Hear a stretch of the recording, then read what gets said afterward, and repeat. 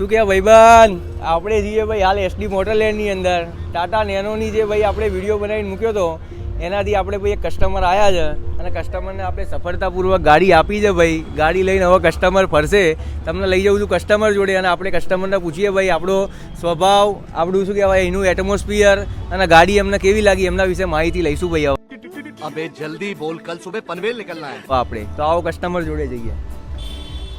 કેવું લાગ્યું ભાઈ તમને? સૌથી પહેલા તો એમ કહો આપણે આયા કઈ જગ્યાએથી ભાઈ? હું ગાંધીનગરથી આવ્યો છું, સેક્ટર 24માંથી.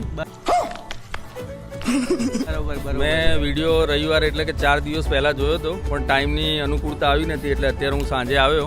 સૌરભભાઈએ જે પ્રમાણે યુટ્યુબ ઉપર જે પ્રમાણે વિડીયો નાખ્યો હતો એ પ્રમાણેની પ્રોપર કન્ડિશનમાં મને ગાડી મળેલ છે. અડધો કલાકની અમારે અહીંયા બેઠક રહી, ચર્ચા રહી. બરાબર, બહુ આનંદ થયો સૌરભભાઈને મળીને અને સંતોષકારક રીતે મને બધું સમજાવ્યું અને મારી પ્રોસેસ મને જે પ્રમાણે યોગ્ય લાગી એ પ્રમાણે મને આનંદદાયી ફળદાયી નીવડી છે અને ગાડી અત્યારે હું ડિલિવરી લઈ રહ્યો છું. ગાડીનો ભાવતાલની જે પ્રમાણે ચર્ચા કરી હતી ભાઈ એના ભાવતાલની અંદર તમને સેટ થઈ ગયું ને ભાઈ? બરોબર. ગાડીના ભાવમાં સૌરભભાઈએ જે ઓનલાઈન નાખેલો હતો યુટ્યુબ ઉપર એ જ પ્રમાણે મને ભાવતાલમાં પ્રોપર ભાવતાલમાં મને મળી છે અને મને ખુશી છે. ગાડીની કન્ડિશન ભાઈ આપણી એક નંબર હોય છે, આપણે કોઈ દિવસ ખોટો રિવ્યૂ બતાવતા નહીં તમને લોકોને.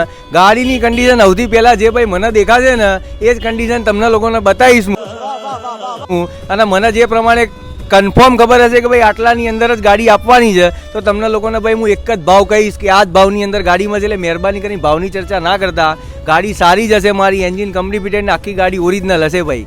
ચાલો મળીએ ત્યારે બીજા કોઈ વિડીયોમાં અથવા તો બીજો કોઈ રિવ્યૂ લઈને આવું તમારી સાથે.